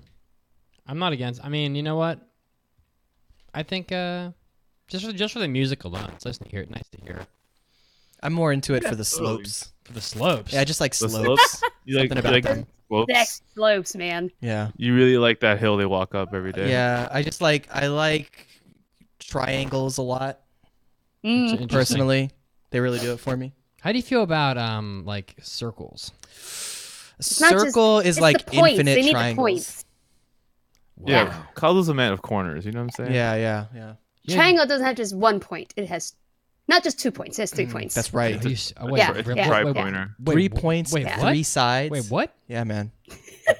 Doesn't get much better than that. No, not really, Yeah. dude. What do you do if like you take one of those points away? Whoa. You monster. Do you What? just get a line? Who the fuck wants a line? I mean, like, if we can get 3 of those, then we can talk. Whoa. 3 lines? 3 lines? Yeah. What does that But- turn? Hold on, but 3 lines without Dude. 3 lines without 3 corners is just Dude, This is not a triangle, This is though. frying me Let me out. put all the lines on top of each other. Oh Dude. my God, no. This is no. What is happening? Dude, you want to drop some CBD oil with me? I don't think that's gonna do much. Whose turn is it? Mine. it's Okay. Alright, so- it's his turn. So I rewatched Crest of the Stars with some of the people in the Discord. Most recently, Otaku Cop, and I've been working through it. But between watching Crest of the Stars when I was a kid and watching it again with people in the Discord, it watches totally differently for me. And I was really sort of appreciating the different things that I took away from it because it was no longer about, it used to be about like spaceships and like battles, Yeah. But like that's not really what Crest of the Stars is about. Crest of the Stars is a lot more about, and I say in like my very like the most adult way that I can. It's like about the cultural gaps between civilizations and love. Damn. That can bridge those gaps. That's deep. Labu labu. You just bridge those cultural divides between groups, even though those groups are at war. Yeah, it's like a wedge has been placed between them. Between its two slopes. Yeah, and a wedge is also a triangle. Whoa! Oh my Oh God. man, you're right. Oh. Shit. Dude, Yeah. I did not know that. It's All wild. comes back together. Oh my God! But it's also about spaceships. but Oh, like, okay. it was just nice to watch it again because it wasn't the same show to me the second time I watched it. It was even better than the first time, and being able to watch it with a more mature lens, it was just like a true joy. I feel like to watch. So I'm gonna throw that one in there. There's like this handful of shows that I talk about every time. I tried my best. I couldn't stay away from all. Totally. I couldn't stay away from all of them. But I mean, there are faves for a reason, yeah. So, Yeah. and it's really short, So you can Crest of the Stars is only 13 episodes long. So, okay. Okay, Mandy, you got more? Hi. So I did not put JoJo on my list, but you should watch all of JoJo again. Always Because- fun. You never ever not get tired. Wait. You never get tired. Never not. Look, my mind is blown. Okay, anyways, what I did have on my list was very personal again, was Natsume Yujincho. You will say Natsume Eugene show. Natsume. And I guess this could be any Iyashike that you bond with, but I rewatch it all the time because it's so relaxing. And it's very easy to rewatch because it's episodic. So I don't have to rewatch like episode. I could just put one on and yeah. Just episode Always roulette. works on me. I said you could do this with like Natsume, Mushishi, any of those like healing anime that are very I don't know, just pleasant to watch. And yeah. I rewatch it all the time. Cool. Nice. Oh, I guess I'm next. You are. Hey, that's me. So I kind of like I'm picking categories of anime that you could rewatch. So I went with like the shonen stuff, which is always not fun to go back and rewatch. I went with the movie catalog for specific directors, and then I'm gonna say various sports anime. So specifically, I wrote down Haikyuu, Hajime no Ippo, and Major. Can I just add initial D onto your list? Sure. Okay. Yeah, that's a sport. Drifting. It is, yeah. I So rewatch racing. Kuroko all the time with my sister. Yeah, Kuroko would be a good one to put on the list. So any of those like those feel good sports anime, Yeah. and I think a great time to watch those is on the treadmill. Mm. So I've been doing a lot Oh of- shit, you're right. Right? Cycle. I have a cycle. I have a bike. So Dude. if I cycle when I watch Kuroko, I get super hyped. Hell yeah, man! Like I've been, since Mitz and me and Enzo are on the road to Shred City. Shred Oh, City, yeah. baby. We're trying to meet Shred Mandy Shred there. City. Okay. Shred City. I've been doing a lot more cardio and stuff, which is the most boring thing ever. Dude, we are. Dude, I got this. Yeah. We are the Lion, the Tin Man, and Scarecrow being led by Dorothy to Shred City. Wait, which one's which? I know we gotta figure that out right now. All right. I want to be Scarecrow. I am a Leo. That's so you are definitely a scarecrow forever. I am a That's I am me. a Leo, so it Yes. only makes sense that I'm the lion. And you are a coward. I'm just kidding. I'll be the cowardly No, lion. that's not true. Damn. Yo. So wait, does that make me a I'll Tin? massacre him. Does that make me the Tin Man then? I'll murderize him. What was the Tin Man's problem? He had no brain. Oh, okay. I know he had. Facts. Oh, he had no. Oh no. Sorry, the Tin Man he had no heart. Oh. I forgot what the Scarecrow had- Scarecrow. Scarecrow had no Scarecrow brain. didn't have a brain. Oh, true. If Facts. I only Oh, had a okay, so brain. yeah. Boo-doo-doo-doo. Maybe you guys need to switch because Okay. like, And of Edison course- is always the one And of who course, actually, what if doesn't have a heart. What if Cosimo's Dorothy and Mandy is the Tin Man? I don't have a heart. I don't No, know. That's true. If anyone's dead inside, it's probably me. Oh shit! I don't think so. I should Oh my be. god, Unlikely. Enzo's the I Tin think Man. you have so much love. Yeah. Wow. So Like the much. Tin Man. That's Wow. right. So much love to give. I'll miserize him. And I am Dorothy and my ferret is my totem. Nice. Nice. Okay. All right, now moving on. So All right. yeah. Oh, what I was saying. So cardio sucks. Being on a treadmill for 45 minutes is the most boring thing of all time, and it's hard to like mentally be like, I'm gonna be here for 45 minutes, and like without just quitting and getting off of it. So, what I like to do is just throw on an episode of one of these like intense, fun, action-packed sports anime. An episode or two, probably 2 episodes. Actually, yeah, you can do 2 episodes in like 45-ish minutes. Yep. Throw that on your phone, place it on the treadmill, and then just get to huffing. Got to huffing. Yeah, huffing Yeah. and puffing. Yeah. So I'll just do my last 2 because I feel like we should probably move on. Yeah, to, we're like, running the out next of time. section. Yeah, but so my last 2 is one is Outlaw Star.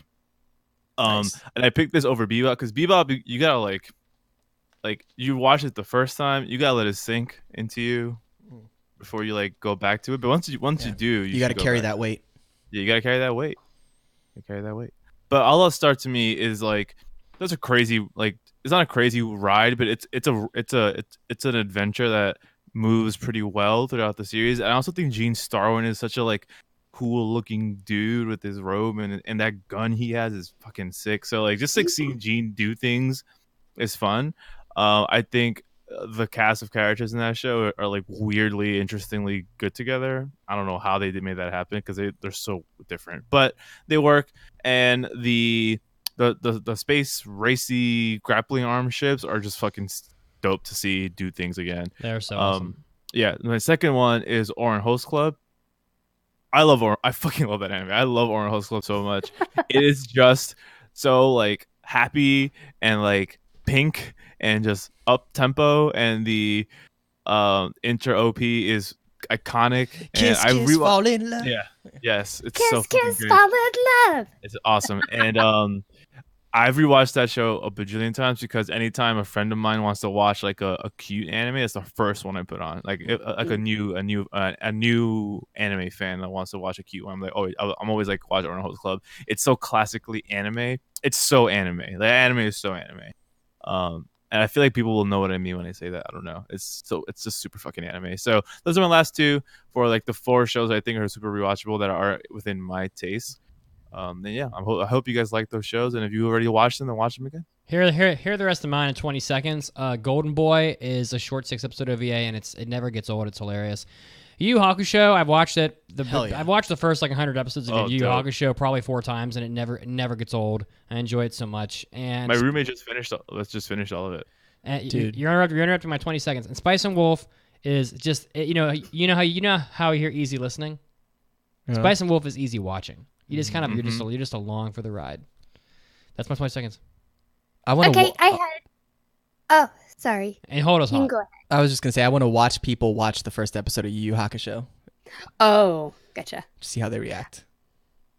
I had Ghost in the Shell because I thought it was interesting to go back and compare it to like how technology is progressing today. I did also Penguin Drum and Utena and pretty much anything else Ikuhara because it's interesting after you finish the series to go back and like search for all the little hidden meanings. I'm gonna roll through some of the stuff that Icy Rose put on here from himself and from social media. Icy Rose Did Gazo go through the rest of his? Oh, You're I mean, I the- didn't have a lot left Did on you? mine. It was, if anything, it was going to go along with kind of what you said about Outlaw Star. I was going to say any like fun like Toonami type shows, so like Cowboy Bebop Gotcha. Yeah. or Trigun might be a lot of fun just to watch. An Trigun. episode. Samurai Champloo. Samurai Champloo. Champloo, hell yeah. So Yeah. that's pretty much all I had left. So Icy Rose wrote Attack on Titan. After reading the manga and knowing all of the plot twists, it really made him think a lot more about the series with the knowledge and the context of the various characters' actions. He also wrote but then he wrote Bacano as well. Really enjoyed watching a second time to get a better grasp of the intersecting storylines. I agree with that. Bacano was a show that I went back and watched again when I was in college. Let's see here. We got some from social media here. Knights of Sidonia, Megan Taylor Morrow. I'm watching Knights of Sidonia, and it really holds up. I've got a terrible memory, so despite that, I've seen this already twice. She's already forgotten most of the moments. So, also Konosuba. She wrote down Konosuba, and also Oh, yeah. John Ronald also wrote Konosuba season 1 with English dub this time, working way also through ReZero with English dub on Blu-ray. Eduardo Mijangos, some of these names I might mess up a little bit. Nodame Cantabria and Lovely Complex. pick. Richard Kingston wrote Gun and Build Fighters and Aquarion Evil. Matthew Vandiver, Irresponsible Captain Tyler, is going to be watching it on Blu-ray. Deborah Mandich wrote Jellyfish Princess, Sailor Moon, Madoka Magica. And from Twitter, Princess Jellyfish is great. Caroline Woodward wrote Sangatsu no Lion. There's still Yes. so much wholesomeness to absorb. And since it's quite a few episodes and story arcs, you can forget some of the details. And then finally, Psychotic Break from Twitter wrote Dead Man Wonderland, which is very fitting. Nice. Okay, well, that's the end of the topic. Now, for the trivia, for the intro trivia question that is a little bit extra this time.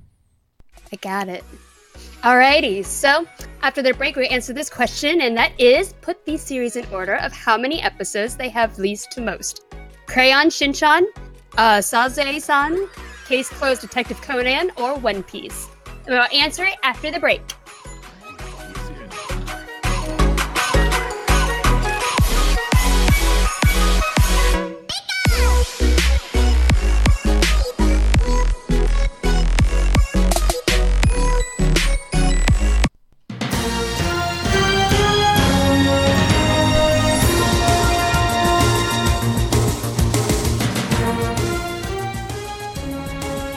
Hey, all you anime addicts, Mitsuki's back. Time for the second round of anime news. Well, the Evangelion store has celebrated its 13th anniversary way back on December 15th, and it had a poll that it did that was asking people not only what their favorite characters from Evangelion shows were, but also what their favorite character-movie combinations were. And by that I mean that characters such as Rei Ayanami will be appearing multiple times on the list from different movies. People feel about her differently, I guess, depending on what movie she's in. So there's some pretty interesting choices here, and it looks like they're only allowing Eva pilots in the poll. The top 10 list was Mari from Evangelion 3.0, Mari from Evangelion 2.0, Shinji from Evangelion 1.0, Kowadu from Evangelion 2.0, Rei from 1.0, Shinji from 2.0, Asuka from 3.0, Rei from 2.0, and the top two, Kowadu from Evangelion 3.0, and the favorite Evangelion pilot/movie combo of all time, by a long, pretty wide margin, is Asuka from Evangelion 2.0. You cannot advance. So for those of you that are Eva fans, you have to weigh your personal opinions against that poll, and you can find the poll online if you want to reference it. Next up, more news on the Snow Festival in Japan up in Sapporo. We just talked about that in the last news break. They always do anime and game sculptures at the Snow Festival, and by that I mean massive walls of ice that are 20, 30 feet wide and also 20 feet tall of your favorite anime properties. And this year it looks like they have a pretty huge sculpture depicting the young versions of Kirito, Eugeo, and Alice from Sword Art Online Alicization. So it took approximately a month to sculpt this structure. Just gives you an idea of how huge it is. These are people using chainsaws and stuff to do this. So the art sculpture is located at the Odori Site's 8th block. The Snow Festival is going to be running until February 11th, which is, well, tomorrow. So if you want to check out this sculpture, you won't be able to do it in person, but you'll be able to do it on the internet There's an article on Anime News Network that has some pretty good photos of the ice sculpture in Japan, and it does look pretty impressive. Next up, we have some follow-up news on the story regarding Vic Mignogna and the sexual harassment allegations.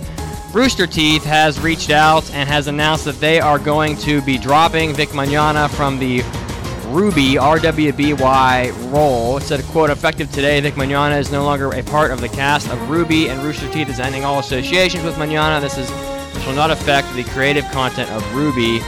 So this is coming after another week or so of news spiraling on Twitter with fellow voice actors and actresses on Twitter speaking out against Vic Mignogna, including Monica Rial, who had some pretty interesting things to say regarding the allegations, and other voice actresses as well. So if this is a story that interests you, I'm not really going to extrapolate too much on it here, but you can definitely find endless content about it online all over Twitter and on websites like Anime News Network. So if you're interested, go check it out. This is Mitsugi, and this was your Anime News Break yet again, and now it's time to get back to more of the podcast.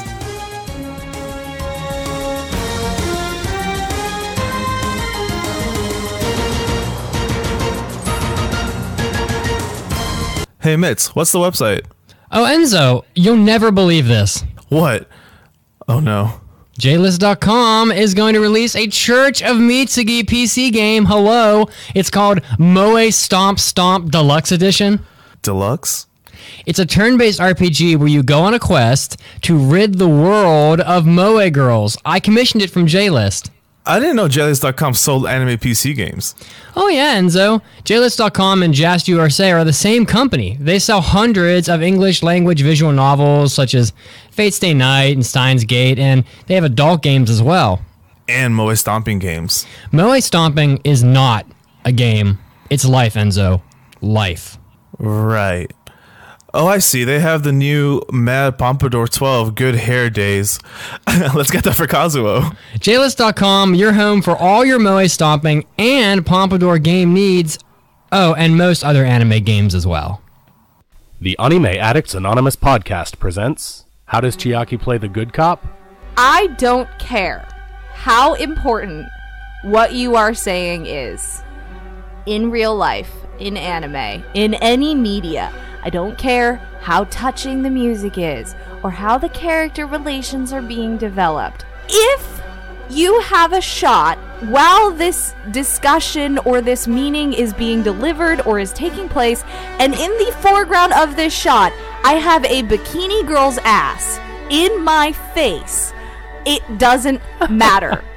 It doesn't matter. It stops mattering. So if you want to have your message, have your message. If you want to have your bikinis, have your bikinis. But bikinis trump. She's still working on it. She really can't. She's not going to. You can't play good cop at all. Back to the show.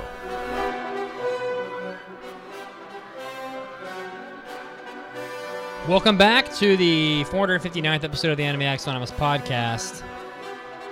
It's good to have you guys with us. And we had a little bit of a tricky in-show trivia question. The question was, put these series in order of how many episodes they have currently, from least to most. And they are Crayon Shin-chan, Sazai-san, Case Closed, and One Piece. And most of you are going to be very surprised to find that One Piece is not even close to the longest. Detective Conan is the shortest of these, with 800 episodes. Oh my god. One Piece, second place, with 831, which is way too many. Shin-chan, 970. And Sazai-san, with an unbelievable 7,071 episodes. Sazai-san? Really? 7,071 episodes for Sazai-san. How? Are they really short? No, it's been running for like Been running since 50 like years. God. Yeah, and they are shorter episodes. Oh. But yeah, bitch, yes. Yeah, Sazai-san has been running basically non-stop since, Jesus, hold on, let me see if I can find out real quick. Oh my gosh, it does.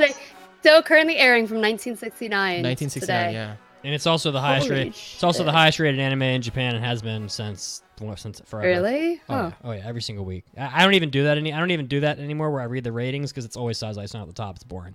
That'd be so interesting to see the progression of how much like the quality has changed. I remember watching Sazai-san in like onsen bathhouses in Japan. It'd be like on TV. That's in awesome. front of the reclining chairs. I'd be like, oh, just gonna sit here and watch Is this. that what was playing when you and I were in the sauna, or was that My Hero? We were watching My sauna, right? How do you get this mixed up with My Hero? I don't know, but They're it just triggered the slightly memory. different. It's a little different. I was Just too triggered the distracted by your nakedness, Enzo. I don't remember. This is true. That was it. I was quite naked. You're right. Yes. Yes, you were. Well, you know what's also great? That's not a sauna. A 5-star review. A 5-star review.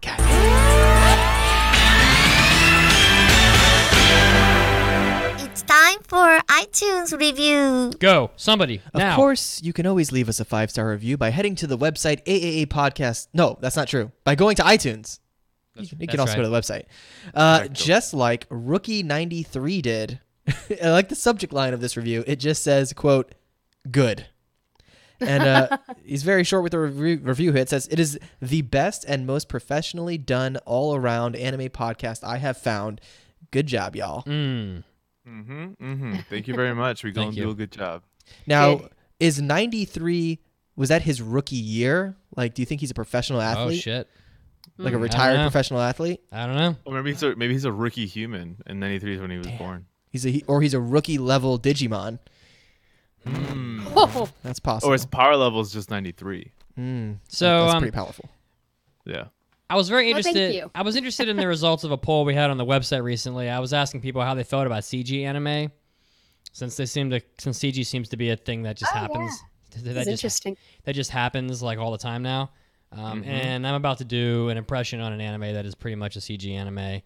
And I was same. surprised by the results, with 41% of people saying if it looks good, it's fine with them, and Yeah. and 33% of people saying they were generally willing to give it a try. With only 15% saying that they don't watch CG anime. So the vast majority of people actually like or are very open to to watching CG anime, which is very kind of nice to see that people, are coming at anime with an open-minded angle. So What's also interesting is that like 11% of people said they straight up like it. So that's interesting. I mean, I've only just in my dealings with people, generally it's tolerated, but to actively like CG, that's awesome. Yeah, so I just thought I'd throw that out there because it was a very interesting poll. Also, if you guys haven't voted for the Anime Oscars yet, we're going to be doing our Anime Oscar show in like 2 weeks. That's right. So That's you right. still have a chance to vote from the website. There's a link on the web. There's a huge bar across the front of the website. You can just go there and vote. It takes a couple minutes, but you can still do that. And now it's time for impressions. Today, we're going to be doing impressions. Impression time, believe it! Now, Mandy has 2, Enzo has 2, and I have 1. And I have none. It makes no sense for me to go first, so why don't you guys fight over it? I can go first. If that's okay with you, Not Mandy. much of a fight at all. I don't care.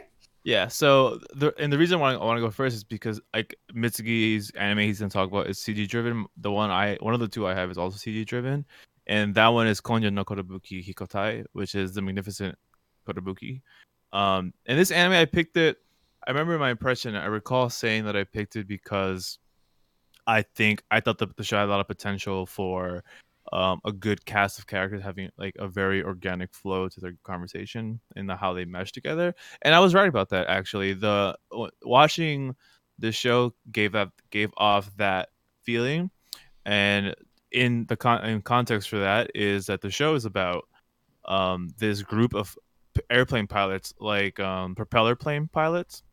Their group is called Kotobuki. It's I think it's 5 girls or 6 girls, and they're a flight group for hire. Like if you want protection of your ship, you hire them. If you want them to pick something up for you, you hire them. They're for hire. And the show kicks off with them hanging out and talking, and immediately you get like they're all immediately split into the tropes. You get like the very serious leader. You get the monotone gray-haired, red-eyed girl that speaks in very monotone voice. You get the spunky, like the Genki girl. You get the sub leader that's also very like she's very charming and stuff like that. So they immediately all go into their tropes, which is like fine. Like that's whatever. And the story, there's no real story as of the first 3 episodes yet. Mostly they go through 2 jobs in the first 3 episodes. But in those 2 jobs, you get to see some plane action, and let me tell you, the plane stuff's dope. Where Mitsuki's pull comes in is that the show is completely CG. And a little fun fact that Isaro was pointing out to me a little earlier is that the studio behind this animation style and this anime specifically is the studio that worked on the 2016 version of Berserk. So that was not appealing to the eyes, but this is way better. So the studio has made a bit of progress with this, and the show doesn't look that bad. It really doesn't. There are moments where it looks really good, actually, but for the most part, it's a little janky still. The characters don't move very flowy. They kind of like, you can tell they're like objects, like art assets moving. You know what I mean? So that's for like the non-plane parts. For the plane parts, believe it or not, the CG looks pretty good and smooth.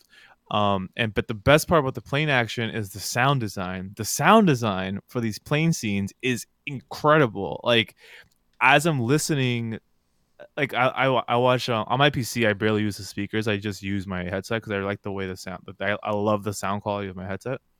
And it is full, like, high quality stereo airplane war sounds, and like I'm talking about, like the and like you hear it go like from your left ear to your right ear, and it feels super like you're like super immersed in the plane action. And the bullets sound really intense when they shoot. And the propeller, it's really good. Like, the sound's super good. So to me, that's like the biggest highlight of the show. The second highlight is that the cast really gels super well together. Like, it's fun to hear them talk to each other. Where the show loses me is that it didn't really present a solid like premise, and the animation is still not like it's not there yet, where like I kept my eyes glued to the screen. In fact, I unfortunately found myself like slightly nodding off sometimes because I was kind of like I like the characters, but I didn't invest myself in any of them. But if you want to see some cool like steampunky propeller plane action, watch the show, because the plane stuff is good shit and it sounds amazing. But for me and my review purposes, I'm going to spend my time elsewhere. So I will be failing the magnificent Kotobuki, which is streaming on High Dive. But if you want to watch it, you definitely should. Man, you are one pathetic loser. Next. So yeah, I guess I'll go next. I will do Kakegurui season 2. So season 2 is by the same studio Mappa. Same director. The cast, as far as I can tell, is completely the same. It's actually a Netflix exclusive, so legally you can't actually watch it yet here if you're in the States. So, but I had to from my impression of it, so don't hate me. But so the first season of Kakegurui had an anime original ending, because the series caught up to the manga and they weren't sure of how to end it. So the anime writers wrote in their own ending to it. And in season 2, we're jumping back into the manga, but like at a different point, which was very jarring for me because, and I'm not really sure why they decided to go with this decision. And in the first episode, we're jumping straight back into the gamble into a gamble is taking place with Jabami and Ikishami are gambling against this new girl, where they put their fingers inside of this box that has like all these strings attached to it, and all the strings are going inside of the box, and only one of them is holding up a guillotine. So the gamble is they take turns cutting strings, and you lose if you pull your finger out of the box, and like if you get too scared and pull it out, or if someone cuts the string and the guillotine chops their fingers off. So it's insane. But and this like bleeds into the second episode, where it actually goes back in time before like that gamble takes place, and we're introduced to like new members of the school who are in this like family clan, and their goal is like to dethrone Mobami and put someone more powerful into the student council. And so they start challenging powerful students in the school. It's all ridiculous, but the new girl in this finger cutting gamble is one of those members. And so after we're introduced to them, it jumps back to that gamble at the end so we can see how it ends. And it was so jarring. I don't know why they decided to do that, and it did not sit well with me. But other than that, it's pretty much the same as the first season. I like that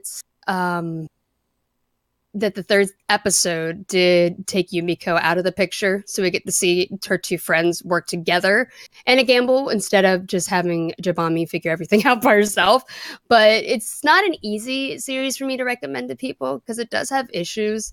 There's no real sense of danger, even though these new gambles are very dangerous. Like so far, the two that they've shown are like putting their lives in danger, but we know that Yumiko's always going to find some way to solve it. So there isn't much actual stakes in it, but I still find it a lot of fun because it's so over the top and silly that it's hard for me to take it seriously. And I still love the pretty girls making hideous faces thing that does. But it reminds me a lot. It reminds me a lot of Prisons in that, like, the way that's done. But and the OP and ED are not as good as season 1, but the OP is still like visually very entertaining. I had fun with the first season. I think I ended up only giving it like a 6 or 7 out of 10 because I just like, it's okay, it's fun. I thought it was a fun watch, but this one, I don't know. It could end up being fun as well, but I'm not going to pass it because I don't know. It didn't do anything to make me think, wow, this could really surpass season 1. If I only gave season 1 like a 6 or 7 out of 10, then it's probably not going to do anything amazing. But if you like season 1, give this one a shot. When it releases on Netflix, don't be a bad person like I am. Don't be bad. Shame. Don't be bad. Be good. Shame. We're being bad for you. Shame. Shame. Shimmy shames. Shame. Okay. Shame on Mandy Bye-bye, for watching this Kakaguri. illegally. I know, bad. Don't do it. So I am doing an impression on a show called Keimuri Kusa, which I never. When I watched this trailer, I said I'd have a 5% chance of passing this anime. Oh. I think from the episode that we did where we kind of laid the season out. That's what I said because it was very like moe girls bouncing around and like nothing happened in the trailer. It was the most boring trailer ever. So Keimuri Kusa is an anime that is done by the same people that did Kemono Friends. So that was the takeaway like right off the bat from it, and it kind of Kemono Friends is that cute anime that has all the little characters that look like animal people. I haven't watched it, but I've seen pictures, and like the feel of these characters isn't that much different than that. You know, they're little cute characters. You know, a lot like that. And Keimuri Kusa is based on an ONA, like a web animation, that won the 24th CG anime contest back in 2012. So it's that's interesting. Yeah, so it's a pretty well received property that, you know, ran from 2010 to 2012 in full CG, and you know it had pretty good reception. So this is done by Studio Yao Yorozu, which, you know, they haven't done a whole lot. You know, it's you know, studios with sort of like limited production, I would say. They've done pretty much Kemono Friends, and that's, you know, like the bulk of what they've done. So, you know, I start watching this anime, and like the synopsis, there was not really much of a synopsis to go with when I was doing the, like, you know, laying out the season of this. And it's probably because there's not much story in this anime. It's about these girls. If I sound like I don't know what I'm talking about, it's because it's very like cryptic, this anime. It's very odd. There's this girl who there's a bunch of these girls, and I think they're all like clones of each other. Is kind of what I'm guessing is going on here. But because a lot of them look the same, and they all have the same color hair, and all their names start with an R. So there's like Rina, there's Ritsu, there's Rin. Like they're all very similar. And they're surviving in this world where they're living in like an old busted up like JR train car. I don't know if it's a JR, but like it's definitely a train. It's definitely a train car. And there are these like red bugs that attack them, and it almost like in a strange way, this anime reminds me of like Pikmin in a way, because there's like these colored powers in this show. So like there's this girl, one of the girls has this power where she can extend like almost like green energy that like can make tubes, and they use the tubes to like bring water back to their train car from like very, very far off distances. And she also uses her like green powers to like make the train car move like that. Like she'll lift the train car up and put it on the tracks and then make the train move. And then like at a certain portion through the first 3 episodes, they decide that they're going to travel from the island that they are on to begin with to a different island. And they do that by putting the train back on the tracks, and she kind of pushes it from behind with like her tail green thingy. And then there's like red powers and there's blue powers, but the blue powers, they don't really know what it does yet, because they only discover that in the first 3 episodes. And like in episode 3, and I didn't get far enough to like know what it was for. But like all these different colors have meaning. And they find this boy who gets sucked into their water tank along with a bunch of water, and his name's Wakaba. And they think right off the bat, they think he's they think he's a bug, right? They're like, oh, it's a red bug, it's gonna kill us. And so like they tie him up and put him on like the, so out in the open so they can get a good look at him. And they decide that they're going to use, one of the girls has like this leaf power. She can like blast this light with this energy, and like it has a great effect in destroying the bugs. So they use it on him, hoping it will kill him, but it actually like energizes him, like it makes him sparkly. And so they're like, oh, he's not a red bug. Like, what is he? Like, they don't know what he just looks like a boy, Like, what is he? I don't know. And so, like, this anime, it's weird. Like, it's really interesting. Like, it's pretty moe, and the girls are obnoxious when they're like, in the forefront. But, like, it's so... The world that they're in is so dark, and nothing makes sense. And nothing I'm watching is like, oh, this is what it is. Like this anime is not like anything I've seen before. It's very, I almost want to watch more of it just to see like what the hell is going on in this show, and where it's going, and what the hell is it about? Because I can't even tell you honestly after 3 episodes, and that sounds ridiculous, but like if you watch it, you'll know what I'm talking about. And they basically are leaving the island that they're on to go to one of the other islands. They all have numbers because they need water, and they can live on water. Like they'll drink like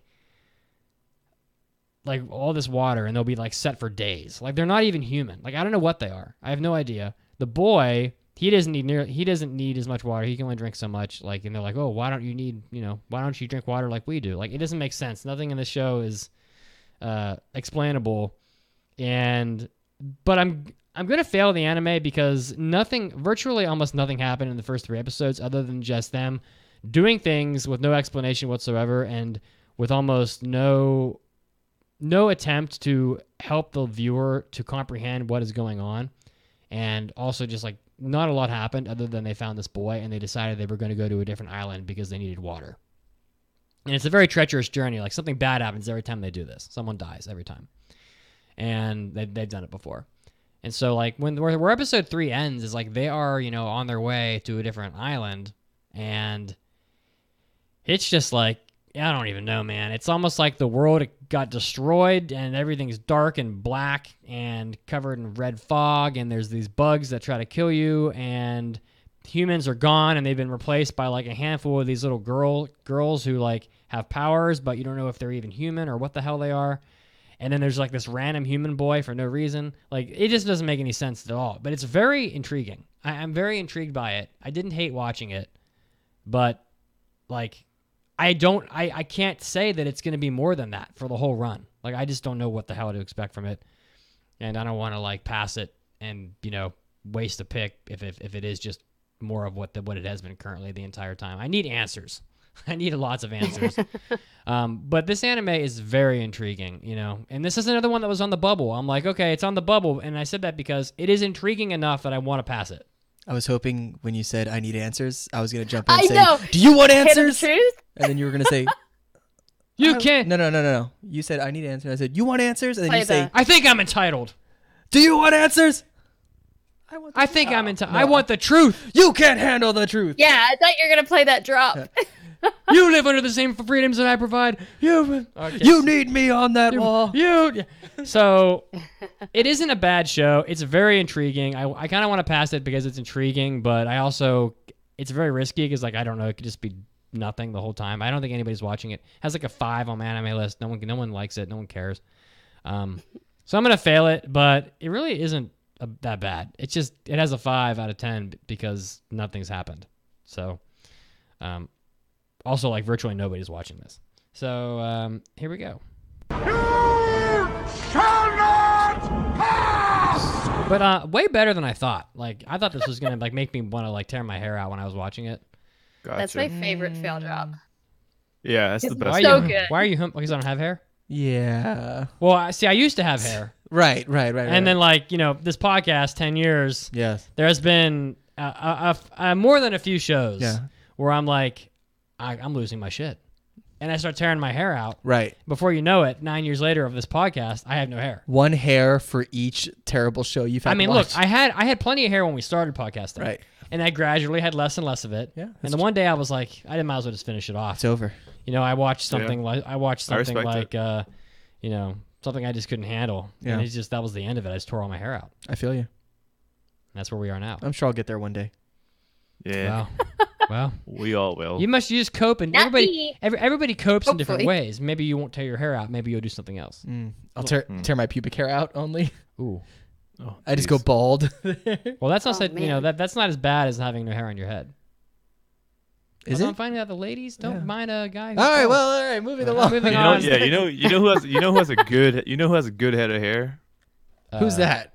Fucking Mob from Mob Psycho 100, which is the anime I'm going to talk about now. Does he?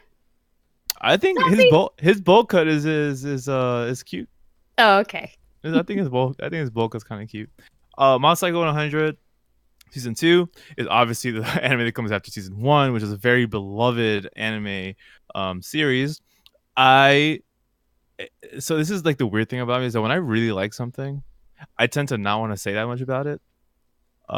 Because I think everyone should just go experience it like as blind as they can. Mob Psycho 100 season 2 takes place shortly after Mob Psycho 100 season 1. I don't even think the timing matters that much between the two seasons, but it matters. it is just wonderful, man. It is just wonderful. Mob continues to be this ball of good, wholesome greatness that just pops the fuck off when he needs to. He seems to me more confident than the first season. It's just so good. I don't even know what to say. It's great. Mob is great. I love Mob so much. Reagan The animation is fantastic.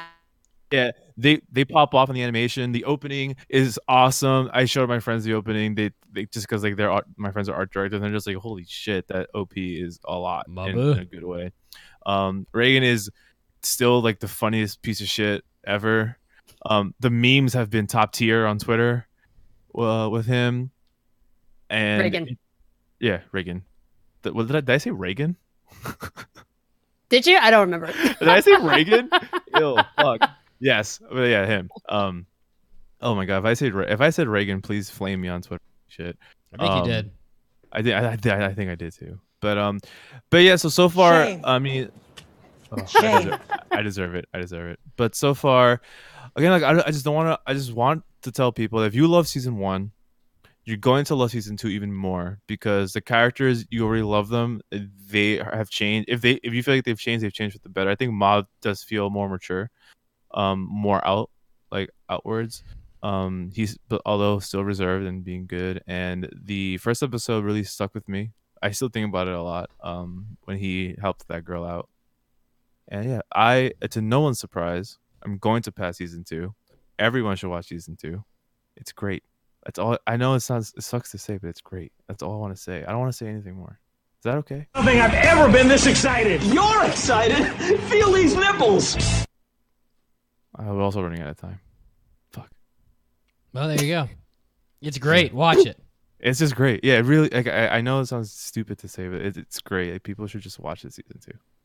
It's good stuff. Okay. It is really good. It's like my favorite of the season right now. Yeah. Yeah, so my last one is Kaguya-sama Love is War. It is a manga adaptation by A1 Pictures.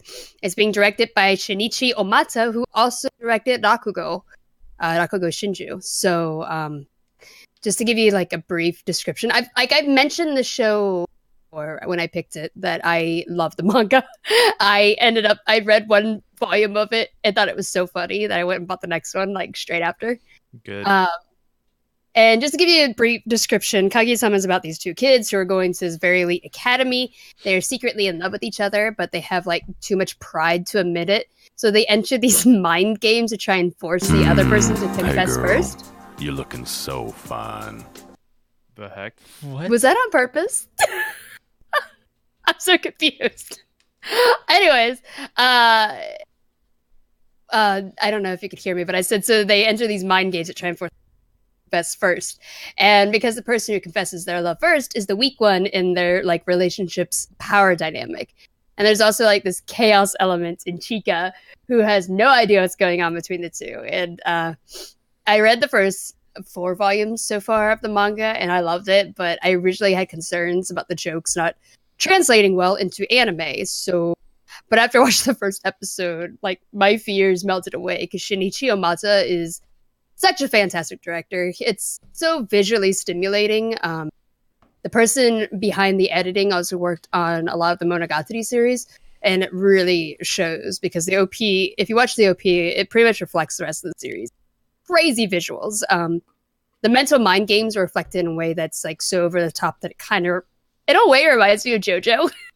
Their inner monologue or by these like visuals that reflect what they're thinking or feeling with color changes and lines and shapes and different textures. And it's great.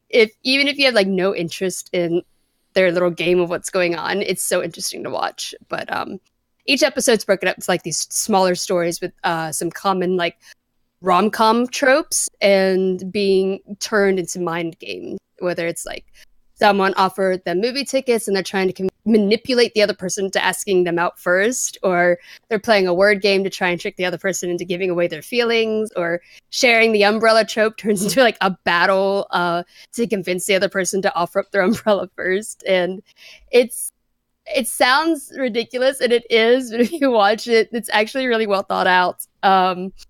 They're both constantly scheming and trying to dive deep into the other one's mind, trying to figure out like what the other person's thinking and how they could turn that against them. Kind of like Death Note in a way. It's weird. Like I called this the rom-com of Death Note. It's so silly. I like the Death Note of rom-coms. It's so silly. That's actually really good. There actually is a Death Note of rom-coms. I know. I've never watched that one. Oh, you're not missing out. That one's literally the Death Note of rom-coms. Oh, it's terrible. But and then Chika always ends up like throwing wrenches in plans. But I love her. We also get like a few short stories that show that these two are not just like awful, prideful kids, and maybe they do care about other people, and maybe they only like convince themselves that it's like a matter of pride. Maybe it's like they're just scared. But it's a ton of fun. I think it's a nice spin on the whole romantic comedy genre. It's very visually entertaining. Voice acting's fantastic. The music is great, and everyone in the entire anime community has seen Chika's dance. But I'm passing it because it's so much fun, and I've enjoyed the hell out of it. I've loved this show too. Yeah, Ice-Rose says it's the Death Note with Kaiji. Icy Rose said it's the Death Note meets Kaiji as a rom-com. Yeah, I love that show too. I'm so glad that we're passing it because I've high-key been waiting for that show every week. Like, yeah, it's a lot of fun. I love it. Good. Mm-hmm. So I love how as we do this, we and by the way, we've passed six shows now out of our 8. Only 2 remain. And as we do go through this list, we are basically filling in the top 8 that the Facebook group listed before we even started doing this, which they already predicted that we would pass Promised Neverland, Shield Hero, Dororo, Mob Psycho, and Kaguya-sama Love is War. So the only one who broke that was I passed The Price of Smiles. So, but there are 5 shows left for us to do impressions on, and we have 2 more to pass. So, and I don't know which ones of those are going to make it, but Yes, you do. I do actually. Don't lie to them. I do know. It's true. Don't lie to them. We can pretend like We'll not find yet. out. We'll find out next week though when we wrap it up. All right. On that note, let's move on to the mailbags. Do it. It's time for an almighty anime mailbag. Anime.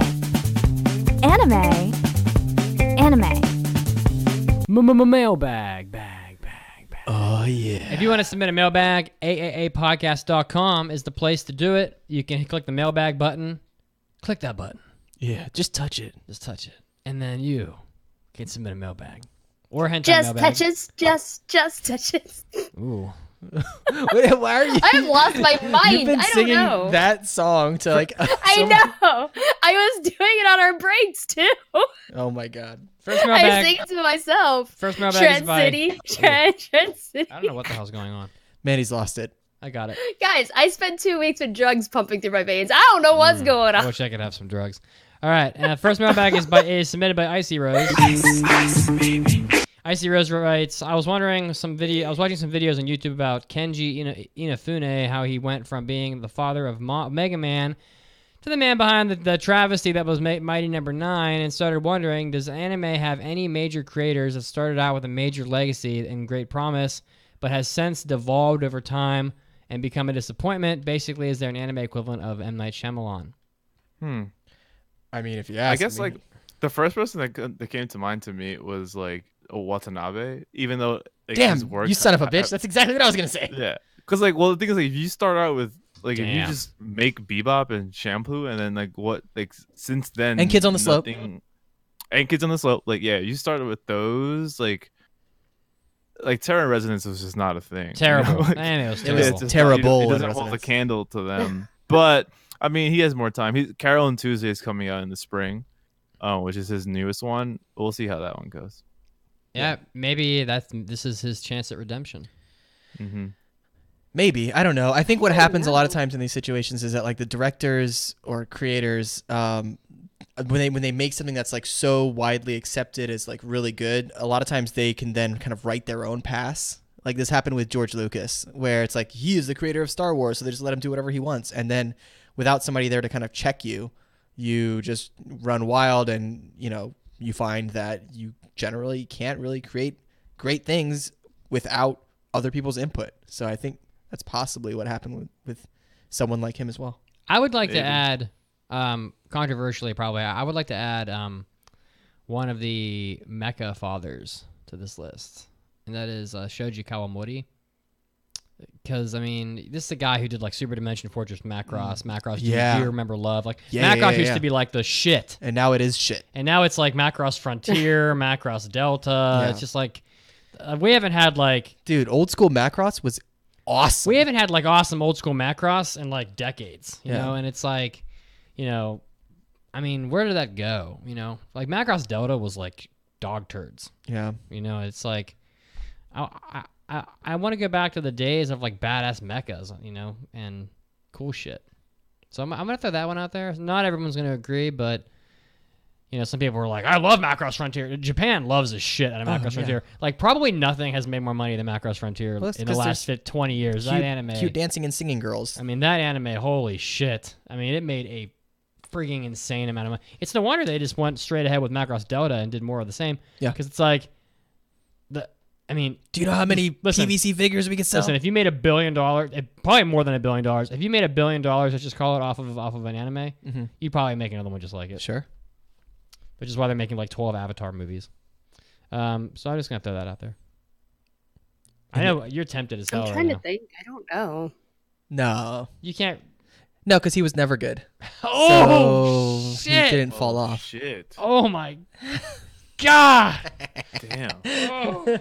Oh my god! You just absolutely torched Makoto Shinkai. He's fine. You hated him since the beginning. He's okay. I mean, his stuff's pretty. Yeah. Well, I mean, yeah. his I like backgrounds his are pretty. stuff. This is one of the few things where me and Kaz are on opposite ends here. I like Shinkai. He does great background art. Anything else from anybody else? I can't think of any. I was trying to see who directed the new Fully Coolies. That's just the series example, though, not the director. He's not. Yeah.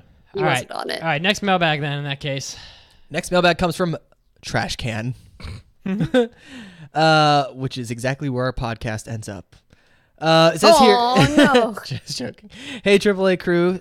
So the popular Western show Supernatural, I guess Western by American is what he means. Not Supernatural is not a cowboy show. It got an anime adaptation a while back called Supernatural: The Animation, with the actors voicing their characters in the show. I don't know if you guys reviewed it, but I enjoyed it.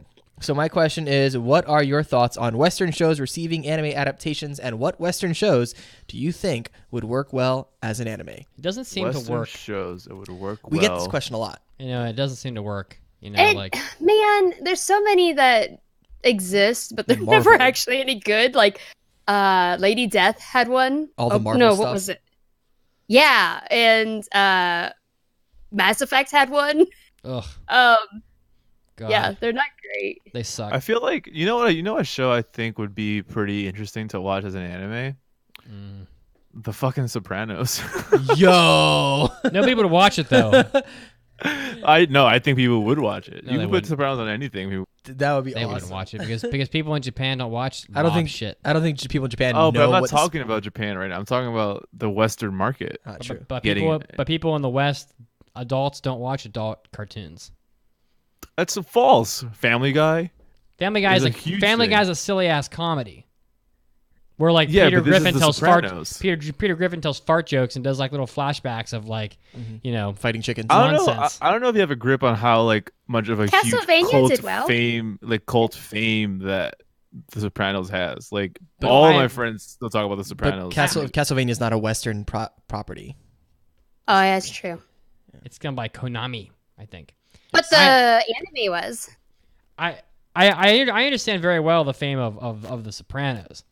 What I'm saying is that like if you made The Sopranos into a cartoon and put it in the West, then people in the West, adults in the West that watch cartoons are watching South Park and Family Guy and The Simpsons, and they're not watching mobsters sit around a table and bust people out of prison or whatever you do in the mob. It's a different thing. Yeah, I would only counter that. I don't think we've had that like as an experiment yet. So we'd have to see if it would work or not. But I do think that current data would like support your claim at the moment. I just I want wonder to. if Game of Thrones would be a good anime. It could be if they did Vinland Saga-ish based on the Yeah. trailer. Yeah. I just For want to sure. see something that's horror. I want a Harry Potter anime. Ooh, I would That's love what I that. want. They would love that too, because man, Japan loves Harry Potter. Hell yeah. I would love that. Give I me would that. really fucking love that, dude. Yeah, it's called. They have, like- it's called Little Witch Academia. Kind of. But not Oh, that, yeah, that's but true. Barely though. barely, yeah. Well, I mean, come on. Only in Harry, that she's a Harry witch. Potter's like got 6,000 pages of books behind it. Yeah. You can't really cover that in a short series. That'd be dope. I got nothing else. Next. Oh, so the next one is Viva La JD. Hey guys, I'm back after a short hiatus, currently catching up on the podcast and anime backlog due to work. Anyways, my question is for Mandy. Have you ever read the manga Puella Magi Kazumi Magica? And personally, I think it's a very interesting twist on the fundamental setup in the Madoka Magica, and was curious to hear your thoughts. Thanks for making my anime addiction worse. I have actually not read it, but I am very interested in it. So yeah. Sorry, I haven't read it, so I can't really comment on it. But after you mentioned it, I am very interested in reading The it. one manga you haven't read. I know, the Alright, one. one. All right, guys. Wait, Well, we had a good podcast today, and we Yeah, made we good did. time. Look at that. So, if you would like Wow, to, once again, you can check us out on our website, AAAPodcast.com. Hit us up on our Discord. Hit us up on Facebook. So why are you smiling at me? Every time you say aapodcast.com, my brain automatically goes, or nerdnexus.net, which is like a major throwback to the podcast. Nerd Nexus. Like literally back when the podcast first started. Nerd Nexus. You guys were available on nerdnexus.net. Does that even That's exist wild. anymore? No, I doubt it. Okay, Nerd Nexus. We're gonna finish on time. Nerdnexus.net. .net it was? Yeah. Nerdnexus.net does not exist anymore. So much for that. Well, but oh my God. That's how long I've been listening to this stupid Lord. podcast. I remember Nerd Nexus. I just couldn't remember if that was a website that we owned or if that was someone else. Mitsuki, close the show. Please. Goodbye. Goodbye. Bye-bye, everyone. Bye.